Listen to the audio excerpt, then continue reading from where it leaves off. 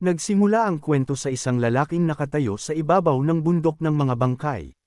Tinanong niya si Louie kung bakit niya ginawa sa kanya ang lahat ng ito, habang inaalala na para silang magkapatid na sabay lumaban sa pagitan ng buhay at kamatayan. Ipinaalala naman ni Louie ang simula ng kalamidad. Lumitaw noon ang mga halimaw mula sa misteryosong spatial rifts at nagdala ng kaguluhan sa buong mundo. Kalaunan, tinawag ang mga rift na ito bilang mga dungeon, at ang mga taong nakalapit dito ay nagkaroon ng kakaibang kapangyarihan na tinatawag na classes. Dahil dito, nabuo ang class core para sakupin ang mga dungeon, at sunod-sunod silang nagtagumpay. Matinding tumitig si Louie sa protagonista at sinabi na iyon mismo ang dahilan kung bakit kailangan siyang patayin. Hindi na raw siya kayang kontrolin. Ang mga makapangyarihang class users ay kayang guluhin ang kaayusan ng Empire, at dahil nalampasan niya maging ang Triple S rank, siya na ang pinakamapanganib na kalaban sa lahat. Para manatiling matatag ang Empire, kailangang manatili ang pinakamataas na kapangyarihan sa Royal Family. Galit na tinanong ng protagonista kung dahilan lang ba iyon para patayin ang kanyang pamilya at mga kasama. Malamig namang sinabi ni Louie na ginagawa niya ang lahat para sa katatagan ng Empire. Bago pa makagalaw ang protagonista, biglang nagpakawala si Louie ng napakalakas na pagsabog. Doon niya inamin na matagal na niyang pinakialaman ang armor ng protagonista. Bukod pa rito, naglabas din ang pagsabog ng matinding laso na direktang pumasok sa kanyang mga sugat. Alam ni Louie na pagkatapos ng isang SSS rank battle, wala nang lakas ang protagonista para lumaban pa. Para masiguradong matatapos na ang lahat, naghanda pa siya ng buong hukbo bilang huling respeto raw niya rito. Habang unti-unting nawawala ang kanyang buhay, nagsimulang maalala ng protagonista ang lahat ng pinagsamahan nila ni Louie. Sa sandaling iyon, natugunan ng kanyang hidden skill na Mirror World ang activation conditions nito. Ang Mirror World, isang SSS rank hidden skill, ay may kakayahang ibalik ang lahat sa dati. Tuluyang namatay ang protagonista, at ang kanyang kaluluwa ay lumubog sa isang lawa. Pagkalipas ng ilang dekada, dalawang lalaki naman ang nagpapahirap sa isang batang lalaki. Itinali nila ito sa puno habang paulit-ulit na nilulubog sa lawa. Sinuntok pa siya ng isa sa tiyan bago inutusang ilubog ulit ng kasama niya. Habang pinapahirapan siya, patuloy nila itong tinatawanan at minamaliit. Nagdesisyon pa silang mas tagalan ang paglubog sa kanya para raw matuto siya kung patuloy siyang magpapanggap. Tuwang-tuwa sila sa itsura ng bata habang nahihirapan ito. Plano pa nilang hilahin siya palabas para bugbugin ulit pagkatapos. Halos hindi na makahinga ang bata. Hindi niya maintindihan kung bakit siya palagi ang kailangang magdusa. Sa sandaling iyon, nagsimulang magising ang kaluluwa ng protagonista sa loob ng kanyang katawan. Isang lalaking may salamin ang lumapit sa mga bully at sinabing tumigil na sila dahil mamamatay na ang bata. Lumingon naman ang isa sa mga bully at mayabang na sinabi na kung mamamatay na pala ito, dapat pagalingin na lang niya ang sarili niya dahil iyon naman ang silbi ng isang shanter. Kahit alam niyang halos wala rin itong silbi. Sinabi pa ng bully na hapokrito ang lalaking may salamin dahil siya naman talaga ang nagdala sa kanila roon para hanapin ang bata. Kaya kung mamatay man ito, kasalanan daw niya. Nataranta naman ang lalaking may salamin at nagpaliwanag na napilitan lang siya dahil tinakot siya ng mga ito. Dahil doon, lalong nagalit ang bully at naghanda itong suntukin siya. Pero biglang may kakaibang nangyari. Isang napakalakas na liwanag ang lumabas mula sa lawa. Agad na nagsimulang tumakbo ang mga bully habang sumisigaw sa takot. Sinabi nilang may dungeon na lumitaw at kailangan nilang tumakas dahil hindi nila kayang harapin ang bagong dungeon. Samantala, nakatingin lang ang lalaking may salamin sa batang kanina pa nila pinapahirapan. Nang makita niyang nakalubog pa rin ito sa tubig, agad siyang tumakbo papunta rito para kalagin ang tali. Sa mismong sandaling iyon, biglang natuyo ang buong lawa at nagsimulang lumitaw ang mga halimaw. Mabilis na kinakalas ng lalaking may salamin ang mga buhol, pero habang abala siya, isang halimaw ang biglang sumugod sa kanya. Pero bago pa ito tumama, hinayla siya ng batang nakatali sa kanyang damit at nailigtas siya sa pag-atake.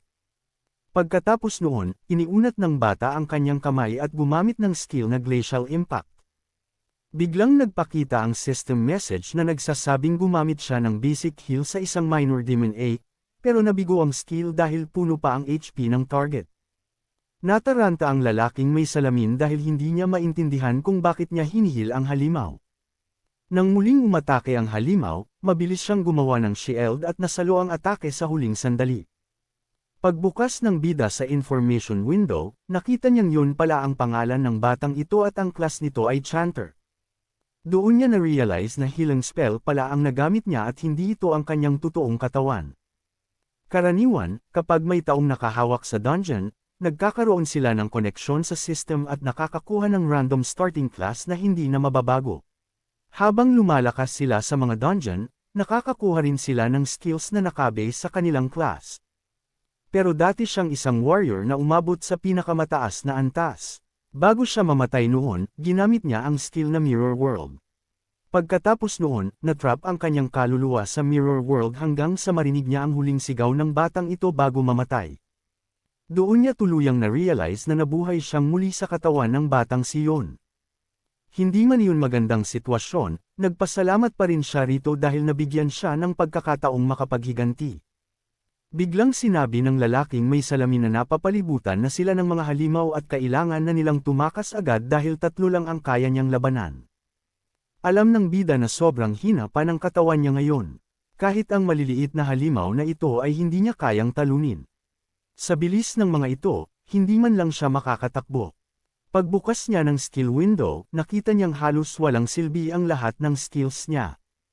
Ang basic heal ay nakakapagpagaling lang ng 1 hanggang 4 na HP, habang ang entangling vines naman ay lumilikha ng mga baging para pigilan ang isang kalaban pero mababa lang ang chance nitong gumana.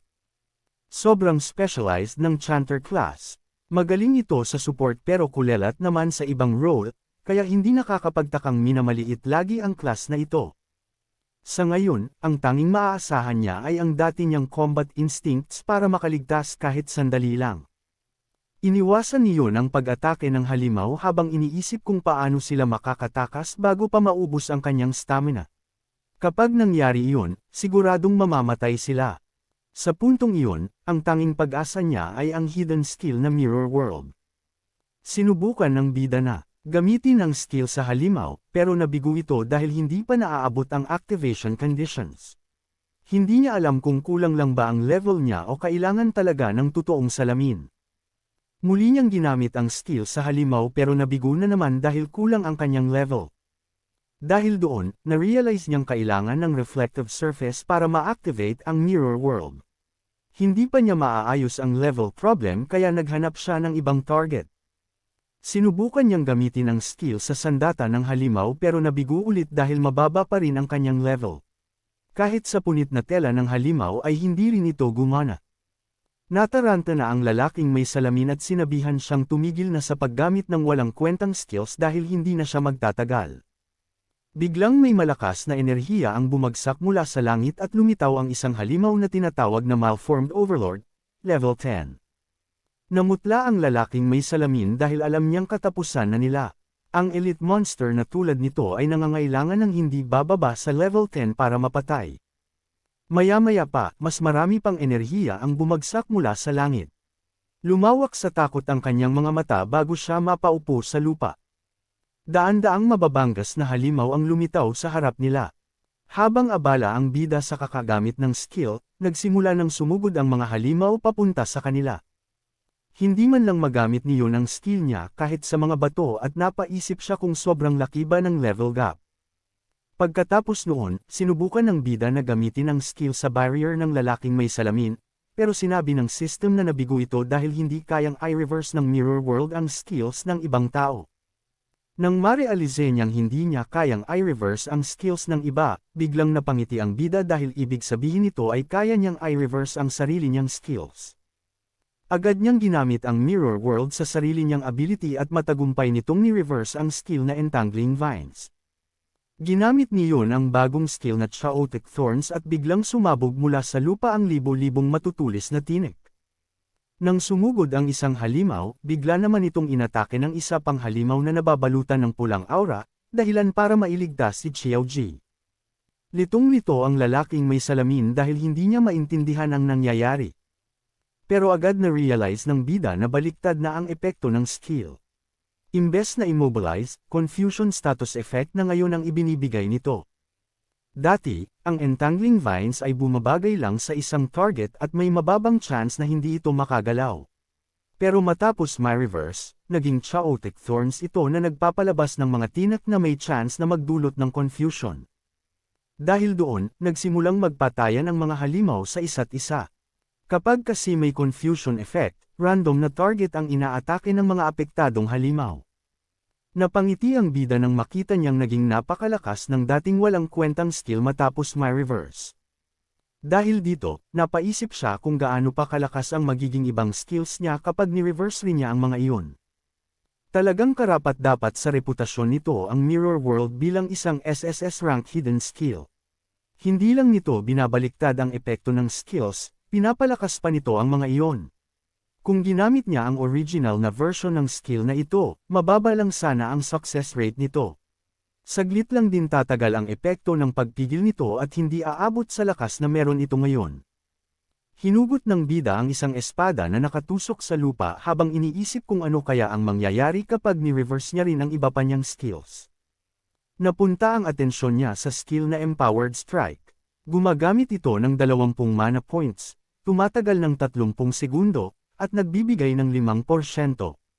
Attack boost sa isang target.